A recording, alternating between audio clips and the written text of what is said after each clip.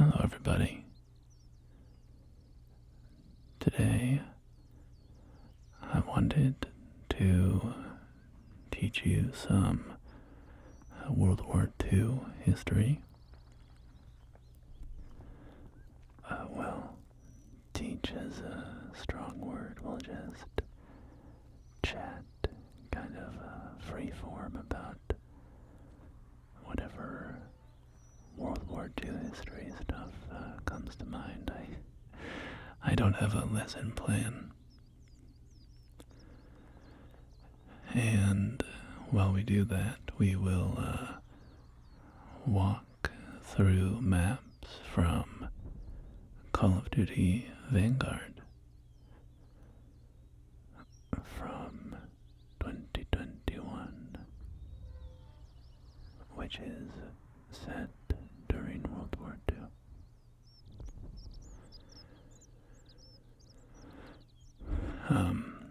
I've never played Vanguard, so I really have absolutely nothing to say about the game. So it seemed like a great excuse just to chat about some history.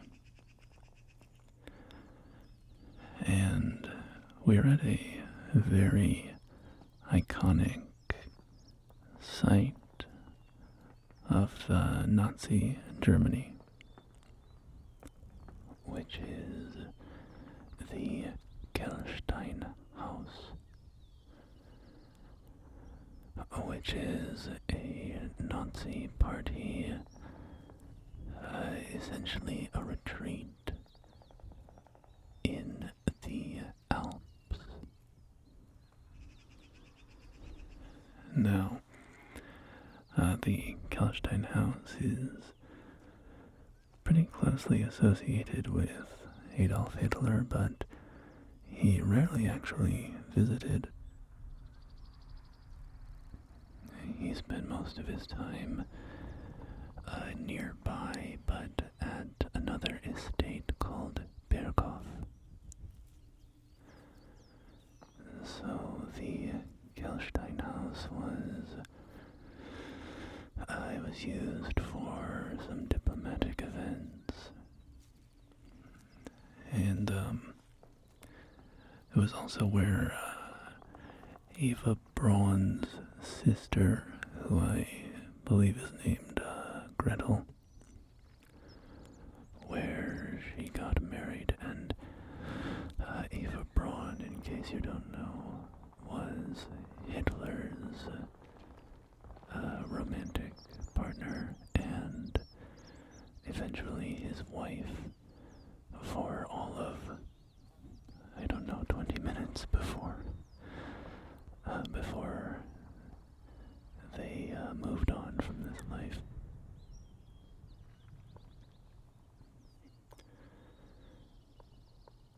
Yeah, I'm not.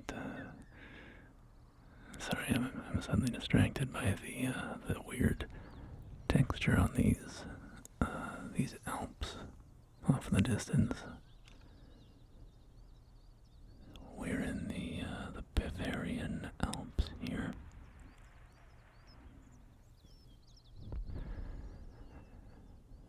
And I believe we're in a certain subset of the Alps called Berchtesgaden.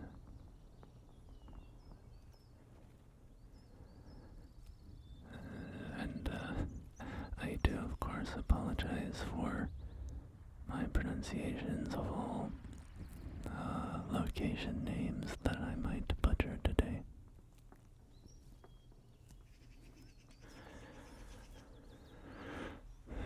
So, Kelstein House is somewhat better known as the Eagle's Nest, which was, I believe, a name given to it by a French diplomat.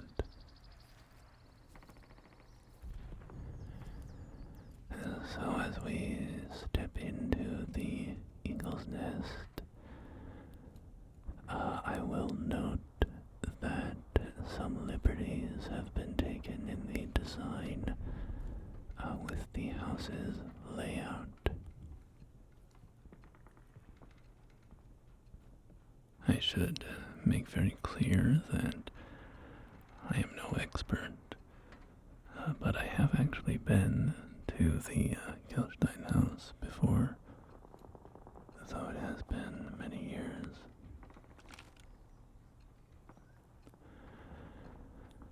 I think this room should be a kitchen. Roughly this area should be a kitchen. Though in game here it is,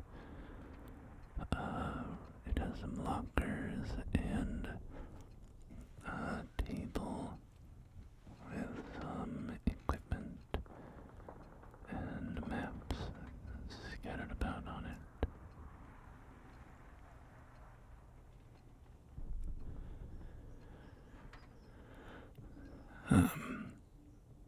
The construction of the Kelstein house was quite arduous. I do believe numerous workers actually died during the construction, and it was kind of rushed to be finished in time for Hitler's birthday.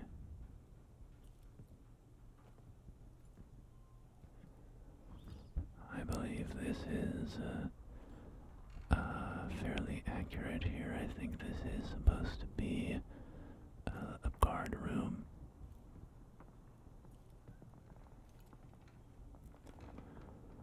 Although we have some...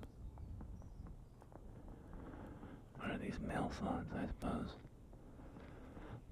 And we have a view out here of the exterior of the Gerstein house. And there's some damage to the path off there. We can go take a closer look at that in a bit, but I don't think that's accurate, in that I'm quite confident that Kelstein house was never actually attacked directly. Was never, damaged under fire from machine guns or bombs or anything like that.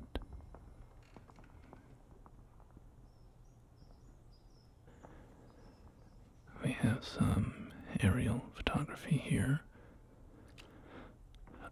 Some kind of spy photography, reconnaissance photography, I imagine. Mapping out positions of some allied forces, no doubt. Now this sitting room here, we have a nice skylight there. I think this sitting room is somewhat invented for the game. It has this pine paneling on the wall, and that should be, I believe, over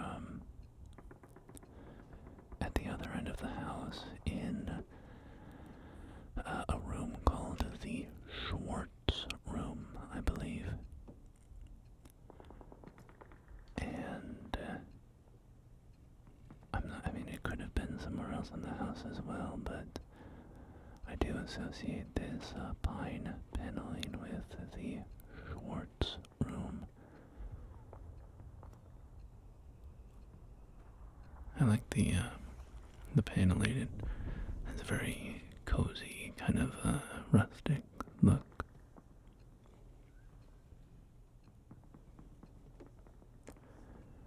Some nice upholstery on these cushions.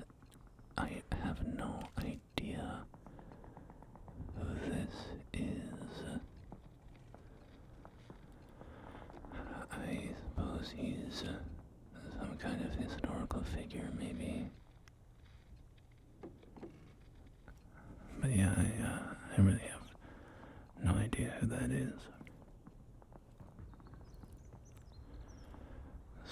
making our way to the hall over here, we can see they have definitely depicted the eagle's nest as being kind of under attack or in some state of distress.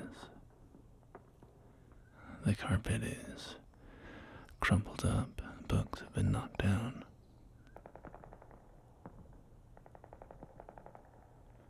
This is, of course, the facade of the Gelstein house, the exterior.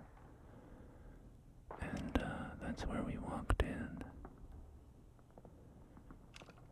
We have some decorative items about sculptures of eagles, some candelabras on the walls, these lighting fixtures.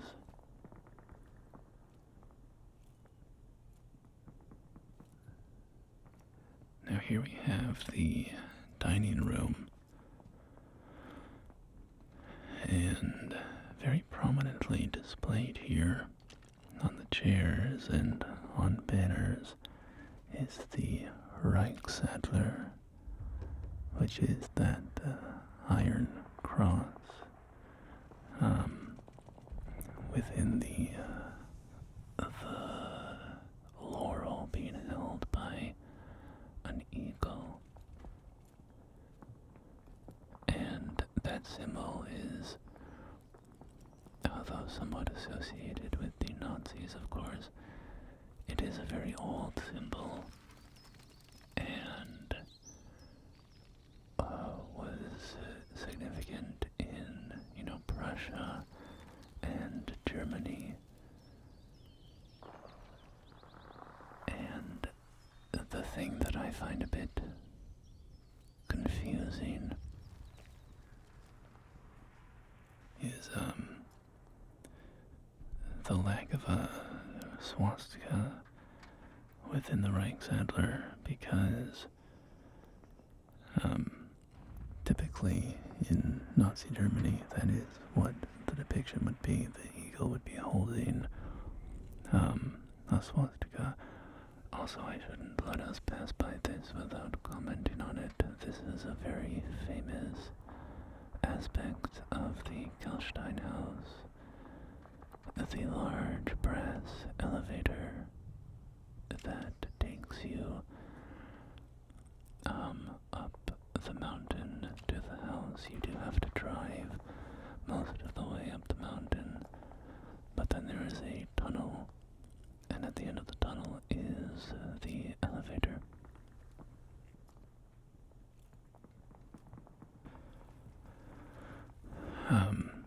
But yeah, the Reichsadler was the emblem of Nazi Germany, and it had a swastika in it.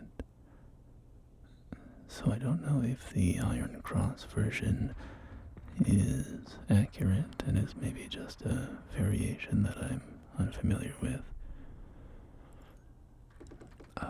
Or it could be that they simply removed the swastika for the game. It is fairly common nowadays, I've observed, in depictions of Nazis in video games to remove depictions of the swastika.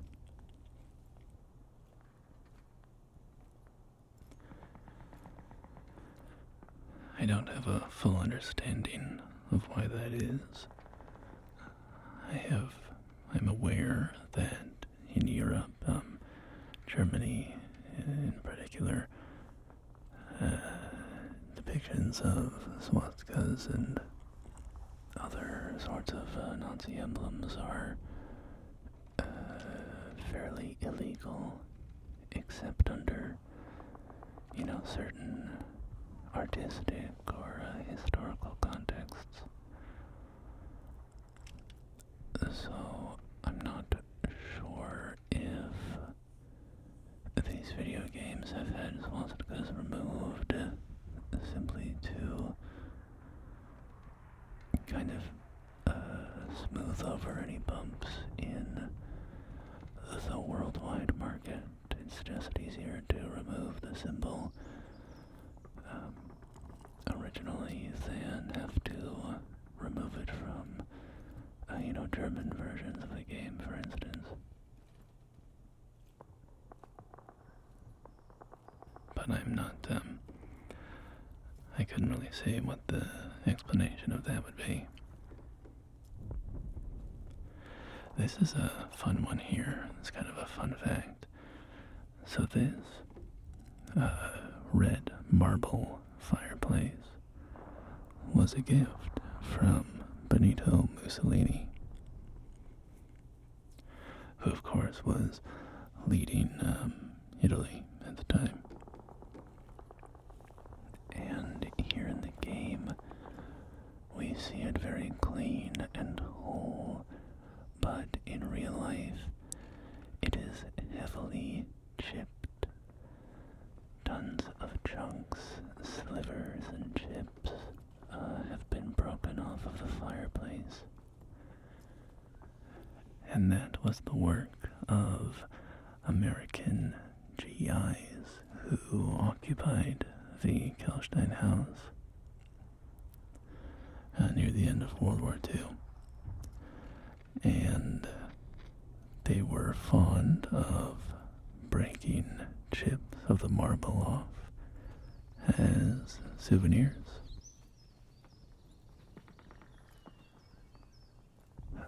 On that note, there are also graffiti names like scratched into various parts of the house from those same soldiers who were occupying it.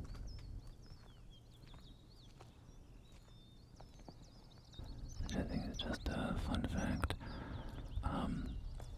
I think some other pieces of the Kelstein house were taken as souvenirs by soldiers, such as the handles for the tunnel gate that takes you up to the house itself.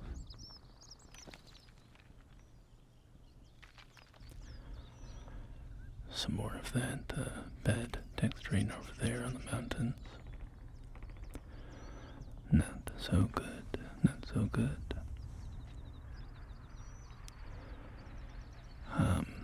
But let's move on.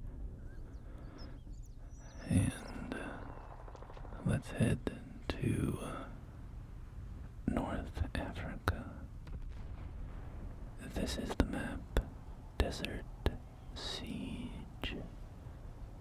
Desert Siege.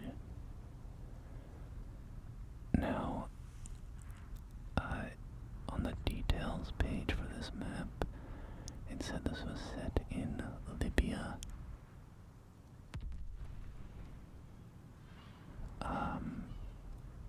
I would have guessed it would have been more inspired by El Alamein, but what do I know?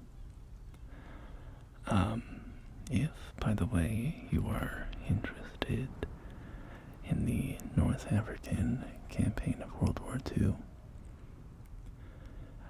in one of my videos I talked quite a bit about it. I think maybe my Call of Duty 2 video. But yeah, I talked a lot about, Erwin Rommel, Bernard Montgomery, the history of the North African campaign in World War II, which is a very fascinating campaign.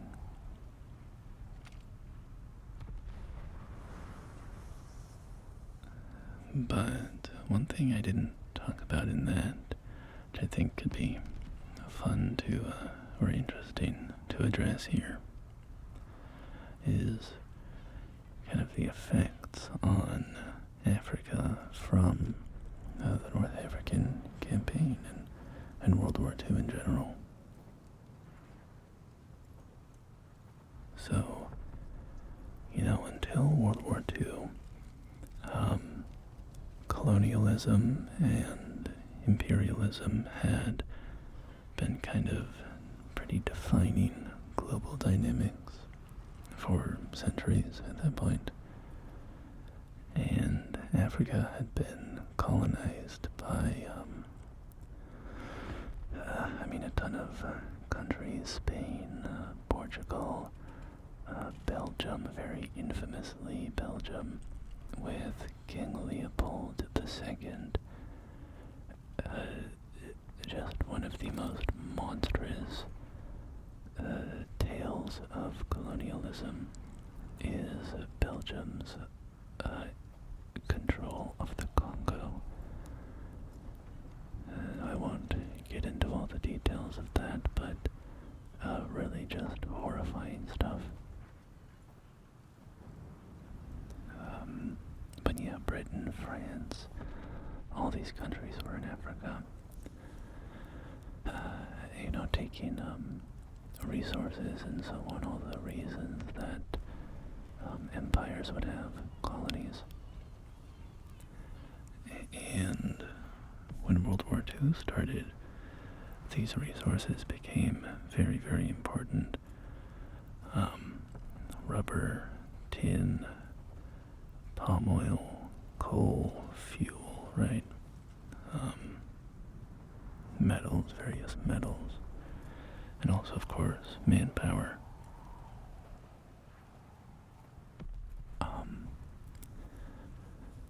Somewhat famously, I believe African soldiers in service to, or joined up with Britain and fought in, I believe, Burma. But anyway, so after World War II, one of the big effects of it in the context of Africa was kind of a renewed drive for African colonial independence. And there's a lot of reasons for this, right? First of all, they participated in this war alongside these free nations, but they themselves had to remain colonies, right? That didn't seem very fair. They wanted the respect that the people they had fought alongside held. This kind of cultural exchange militarily also led to social and cultural exchange, right? And these ideas of self-determination and so on, they became more salient to some of these African soldiers.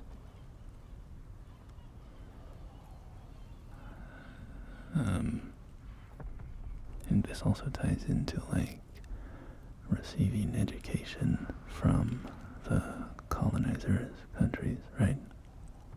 Going and becoming educated at Oxford or whatever, and you hear all these, how important John Locke and all these folks are. Then you go back home and you see how your country is kind of subservient to a different country, and that doesn't sit well.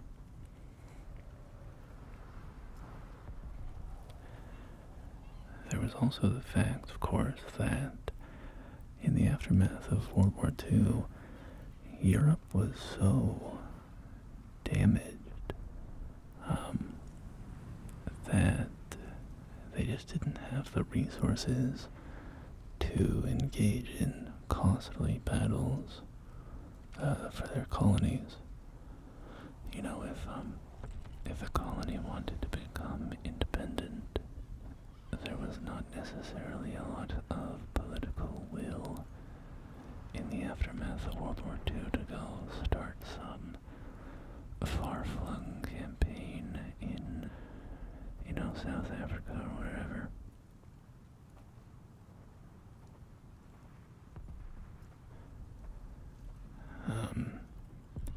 There was also, I don't remember the specifics of this, but there was a kind of a resolution, a declaration, I suppose, from like Roosevelt and Churchill. It was this kind of statement of philosophy of the Allied cause, I suppose. And one of the things it talked about was the right of all nations to, or the right of all people to have self-governance, right? To have their own independent sovereignty. So factors like that also contributed to a kind of upsurge of independent thought.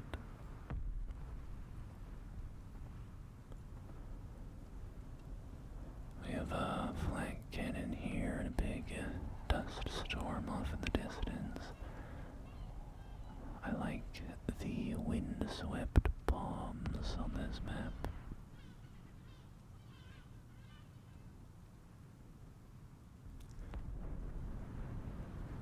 That dust storm is really rolling in. I see a tank off there to the left. Let's see if we can get a closer look at that.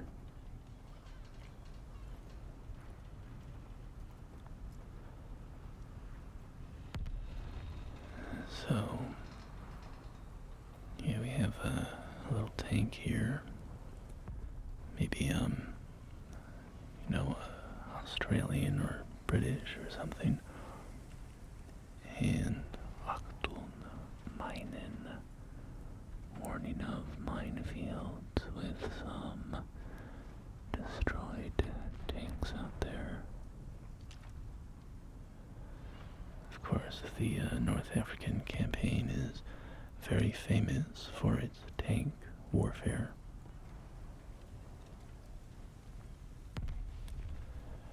Tanks were used, all across the fronts of World War II, but in North Africa, they're very very iconic elements of that campaign, I suppose.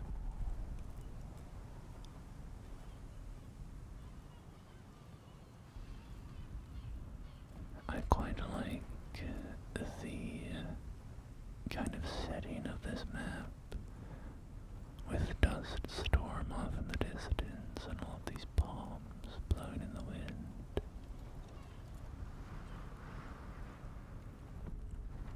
Very compelling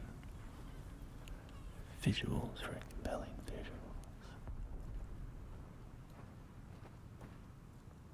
So we have a little market area here selling rice, seems. With lots of pottery, jars and jugs sitting around.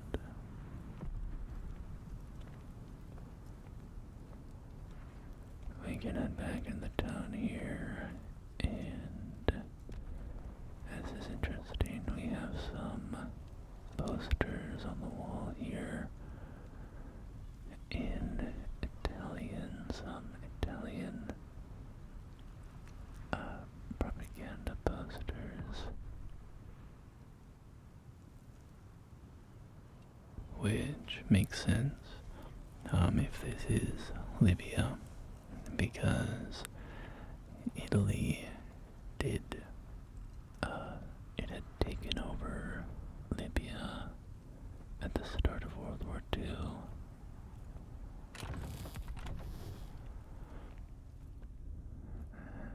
And, yeah, of course, Italy got kind of walloped there somewhat quickly, and the Germans had to come down and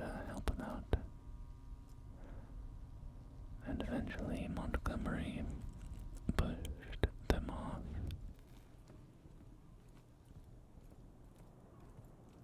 But yeah, to the point of what we were saying before, I gave a lot of reasons for why Africa kind of broke away from colonialism in the aftermath of World War II. And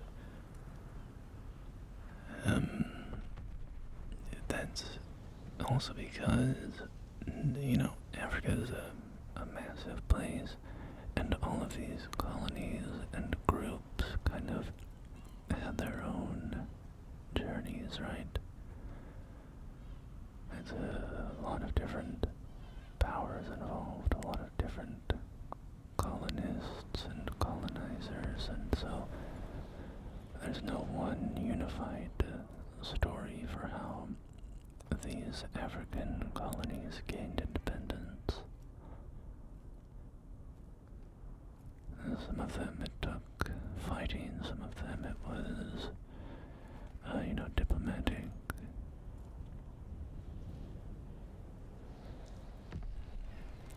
One significant factor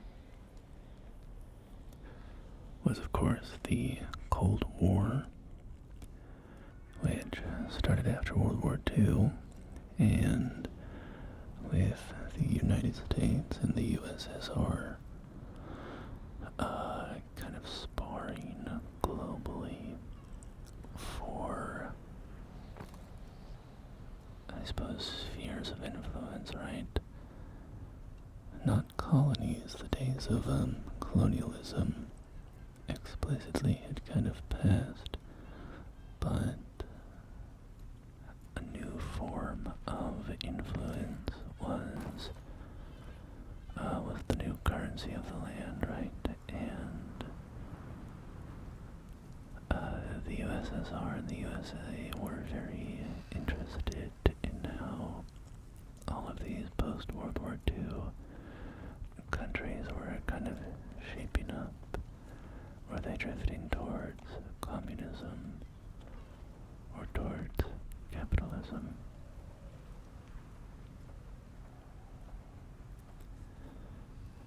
And,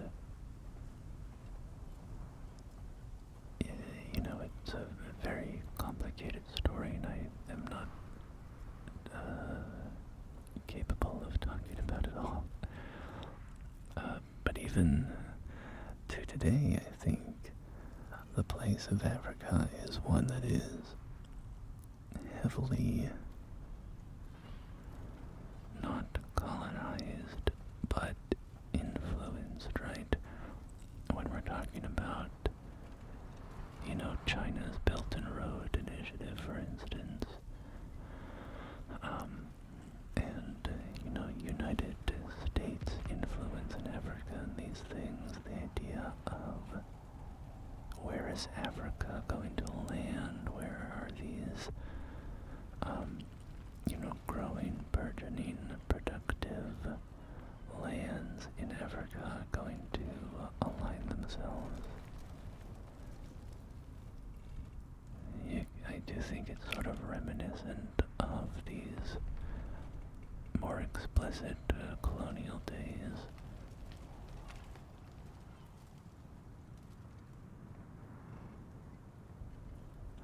I have a little toy there. A little engine toy. Of course, this station has Italian on the walls because, as I mentioned before, this was an Italian colony, or perhaps more accurate to say it was occupied by Italy. I don't know necessarily the total, the specific nature of that relationship. I don't think it was necessarily a colony. I do believe Italy just invaded and pretty much occupied, but don't take my word on that.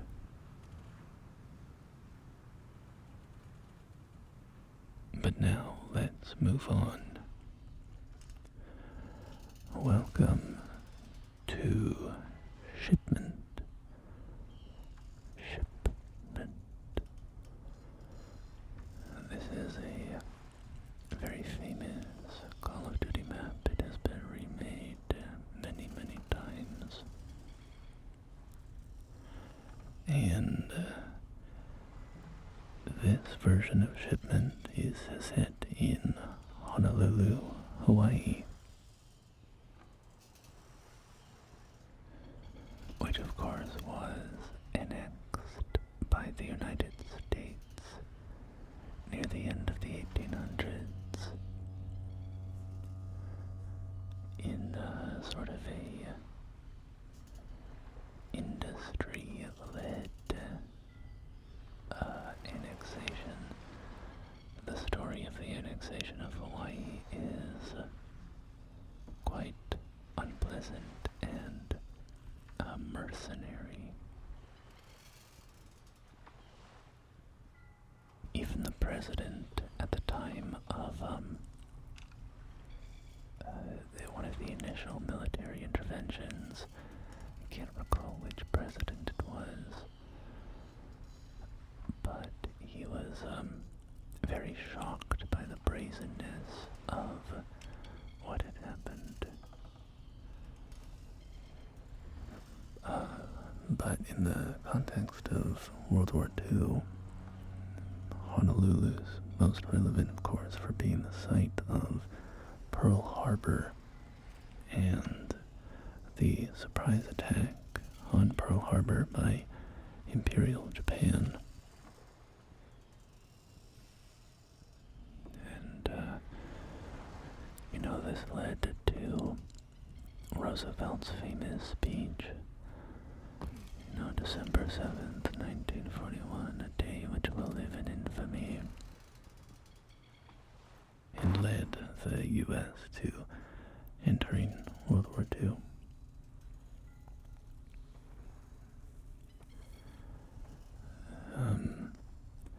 If you're interested in kind of information around this and Japan's motivations, I highly recommend Dan Carlin's Hardcore History series on this topic.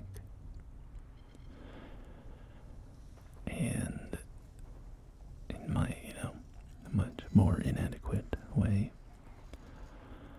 I'll say the rationale for the attack was essentially Japan's need for resources. Japan was, at the time, before World War II, expanding their imperial powers, which meant colonies, right?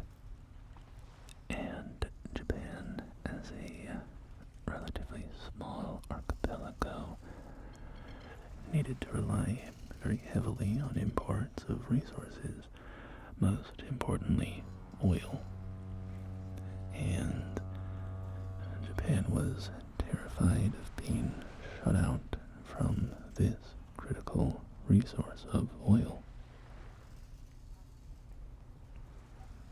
At the time, they purchased pretty much all of their oil from the United States.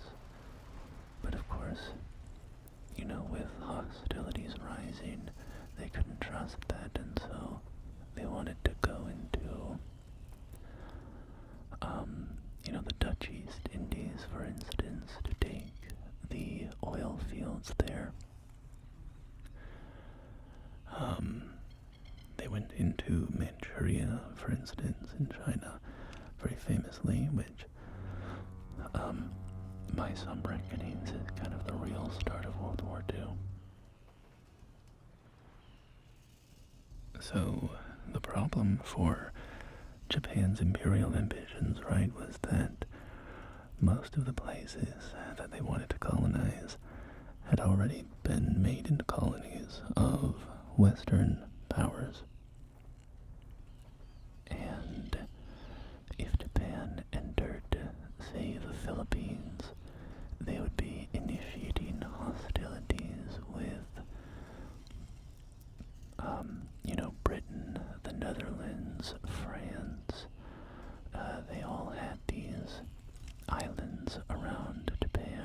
Pacific and so on. America, of course, too.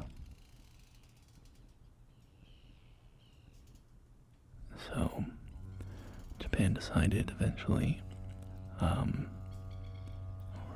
if they took these territories that they wanted, they asked themselves, would that force America to enter World War II against the Japanese? And Japan decided, yes, if we take, for instance, the Dutch East Indies to supplement our oil problem, yes, America will attack us. So, the Japanese leadership decided that the best path forward was a preemptive attack on America's Navy, which they hoped would essentially knock out the Americans' ability to retaliate and thus kind of force them into a quick treaty, right?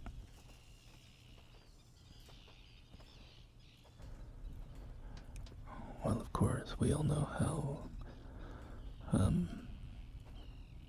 it actually ended up, and didn't really go that way.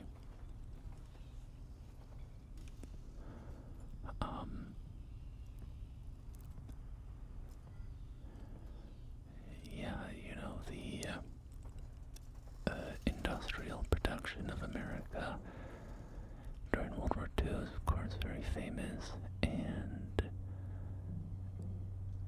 additionally, the Japanese attack on Pearl Harbor was, in many ways, quite ineffective.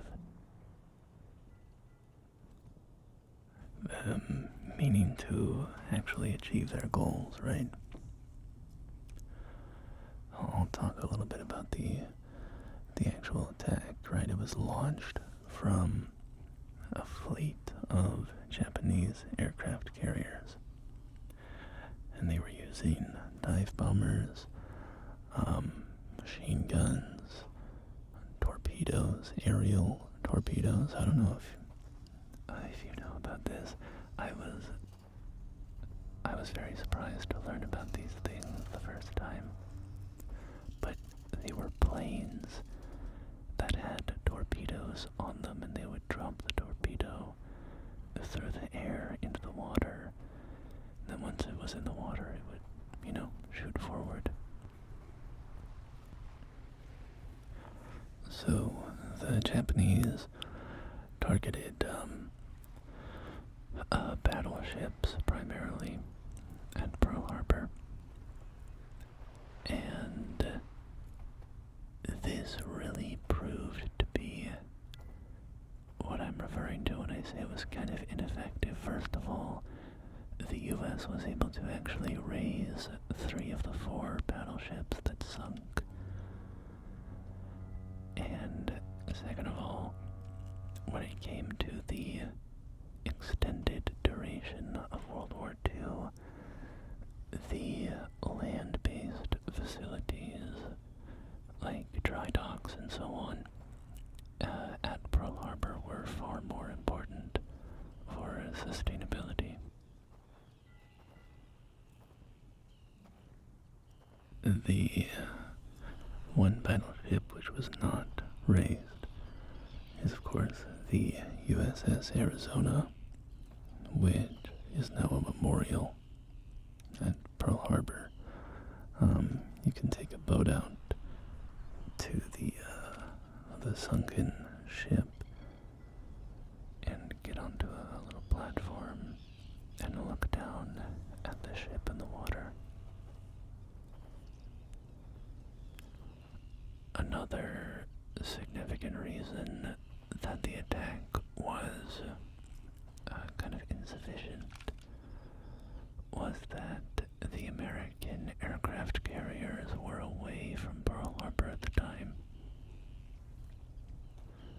which the Japanese didn't know in advance, I think.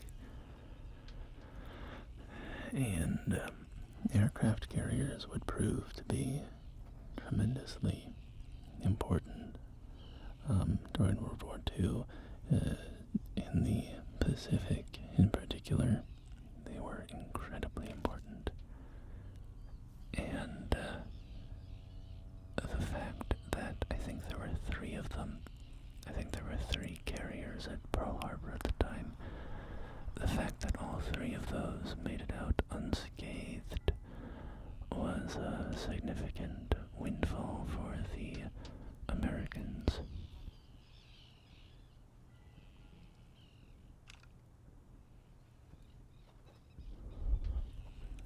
But yeah, Pearl Harbor, of course, a very famous day. I'm just trying to think of any interesting facts. It has, I believe, the only time that civilian firefighters have been killed in the line of duty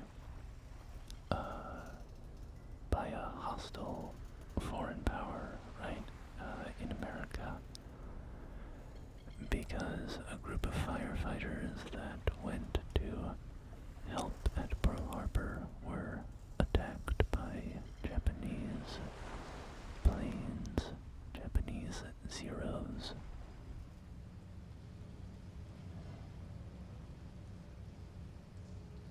But let's move on to sub-pens.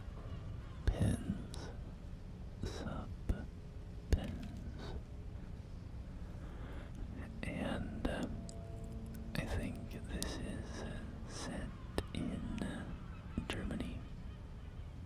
Hamburg, Germany, I believe.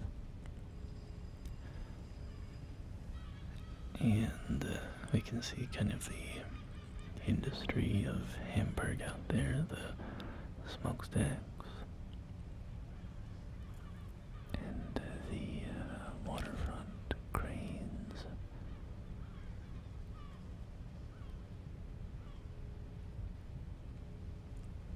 But behind us, in this sort of inlet here, a dry dock, is a German U-boat. So, U-boats are a very famous element of World War II. Submarine combat was a major element of the war, and no submarine force is more famous than the U-boats of the German Kriegsmarine.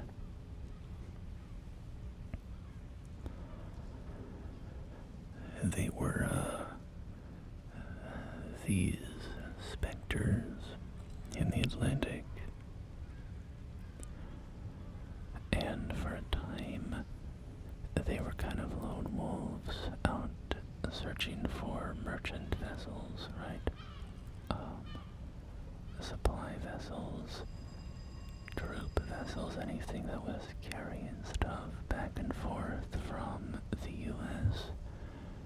to Europe, where of course the actual war was happening. Now these vessels of the Merchant Marine and the U.S. Navy and so on, they responded to these U-boat lone wolves by forming convoys. So you would have convoys of merchant vessels and destroyers, and they would move as a group so that they had more capacity to defend the helpless transport vessels. Now, the Germans responded by implementing what's been come to be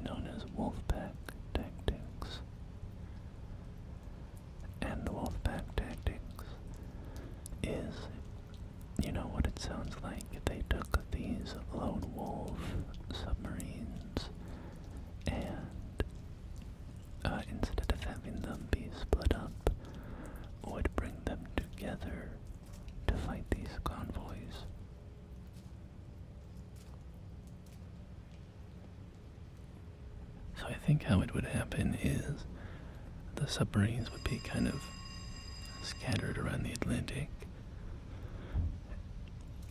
And then when one of them encountered a convoy, they would spread the word over radio, I suppose. And all these U-boats would converge on this convoy. And then you would start having these pitched battles, right? And Wolfpack tactics were quite effective, but the Allies got better and better and better over the course of the war at fending off these U-boat packs. They had all sorts of stuff. They were using like blimps to sight U-boats in the area, because U-boats would often kind of trail a target during the day, and then when night fell and visibility was worse, especially under the water, seeing down into the water, that's when the U-boats would attack.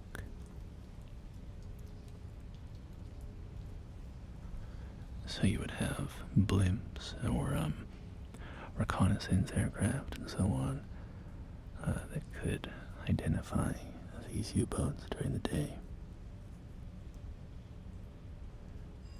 And you would also have planes with aerial torpedoes and so on. I'm not a great expert in, I say expert. Obviously I'm not an expert. I'm not even sort of amateurishly knowledgeable about submarine combat. My understanding is, these destroyers and so on, they would often use like depth charges and things, and you would have to kind of guess at where the U-boat actually was. There wasn't a great capacity to track them. But then by the same token, the submarines, they could use sonar or what have you, but when you send out a ping to identify what's around you, you're also basically blaring a siren, revealing your location. So, my understanding, my impression of submarine combat is that it was extremely fraught and frightening, and there are a few places, and very fortunate to not be fighting in World War II, right? All the respect in the world to the men who did and the women. But yeah, if I were there, I can't think of many places that I would less like to be than in a submarine.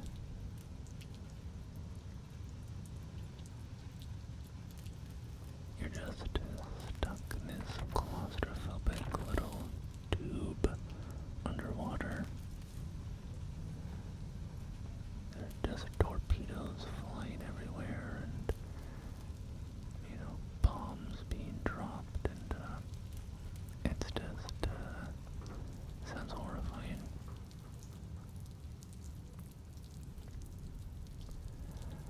But also I'm kind of scared of the ocean, so. But I would much rather be on like a battleship or something. If I had to be in the Navy, put me on an aircraft carrier, put me on a battleship, put me on a destroyer. Please, God in heaven above, do not put me on a submarine.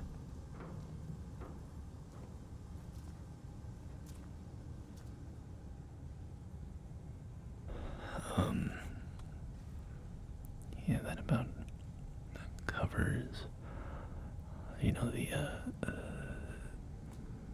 U-boats were way, way out in the Atlantic, right? They weren't just near Europe. They got all the way out to, like, the Caribbean. So they were super out there. What other interesting submarine facts do I have? Other nations, of course, were using submarines. The American submarines, I think, were primarily used in the Pacific. The Japanese had submarines as well.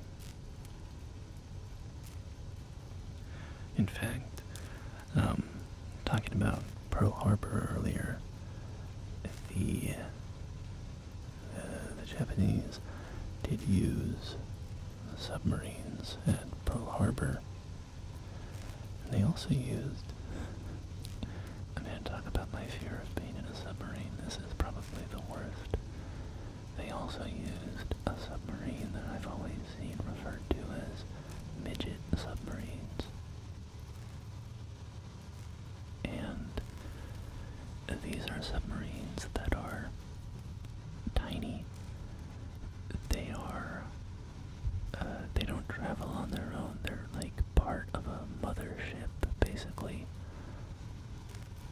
And then they have a crew of, one or two guys. And they crawl into this tiny little submarine, just a little coffin, and drop down out of the mothership. So the Japanese used these midget submarines at Pearl Harbor. And very interesting, there was also one of these submarines beached on Oahu, the island of Hawaii on which Pearl Harbor is. And this midget submarine beached, and there were maybe one or two Japanese soldiers aboard, and they were unable to, get the submarine back in the water and escape. And they were actually captured by, I think, some member of the National Guard or something. And they became the first prisoners of war of America entering World War II.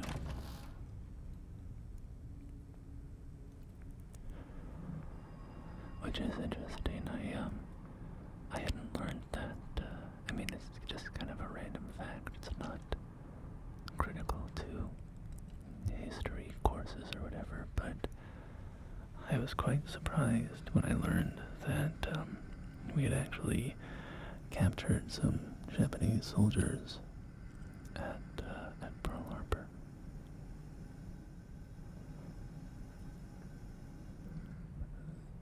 So we're in an office area overlooking the U-boat dry dock. I have no idea what the device in this briefcase is.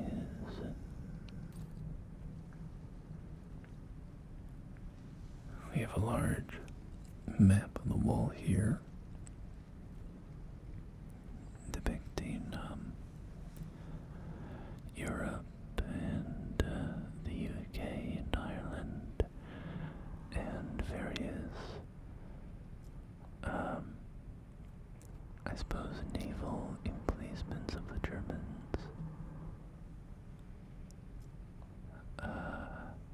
On the coast of France and so on.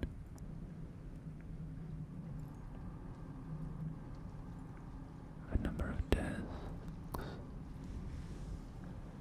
some radios and monitoring equipment. The certainly like using breakable wooden plank walls in Vanguard. They're in all of these maps. You can shoot them, sprint through them.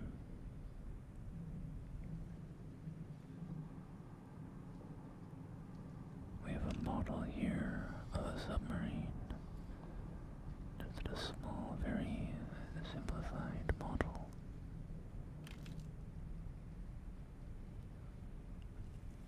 We have a map here showing German defensive positions on the English Channel, guarding against Allied invasion.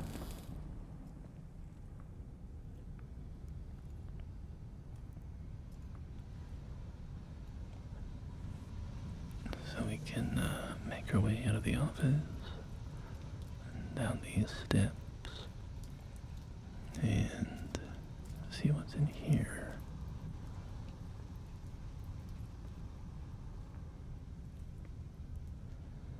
It's kind of a large empty room, has some supplies, crates, a truck, and a pair of double doors.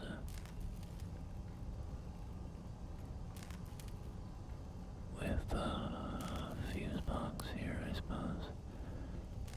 Not sure exactly what that is, but I would guess some fuse boxes.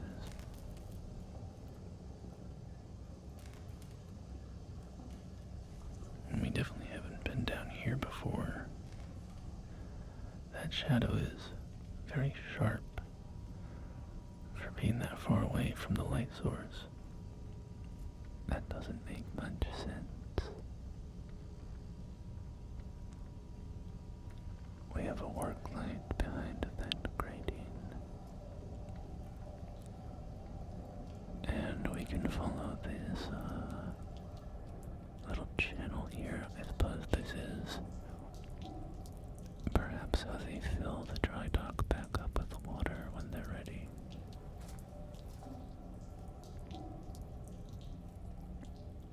And we are again below this very large U-boat.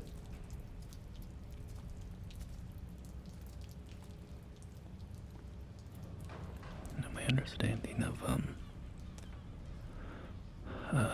at least American submarines during World War II is that they could actually be quite comfortable, perhaps not in a comparative sense to many other ways that you could be comfortable, but they had air conditioning and plentiful bunks and so on. I've heard that they were somewhat better comfort-wise than other nations' submarines.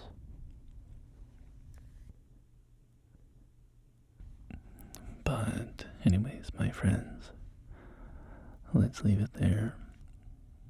Thank you for joining me today as we explored some maps of Call of Duty Vanguard. As I said, I don't know anything about the game. I heard quite bad things, honestly.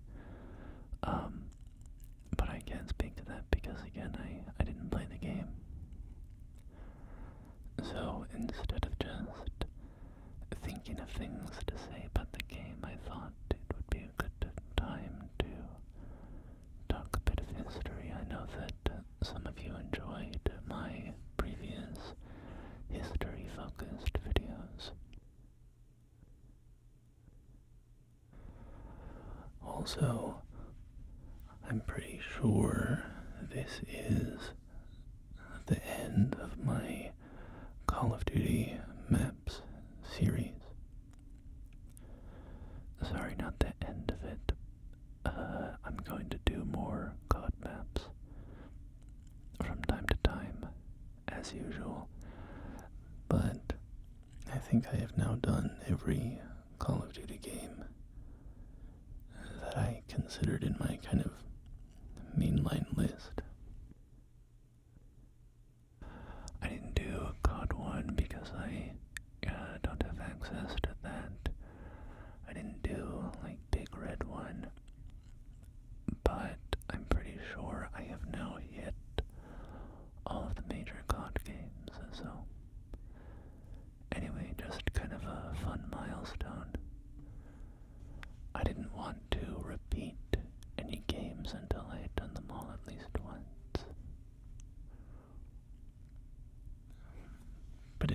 friends, thank you for joining me, and until next time, please take care of yourselves, and I will do the same. Goodbye.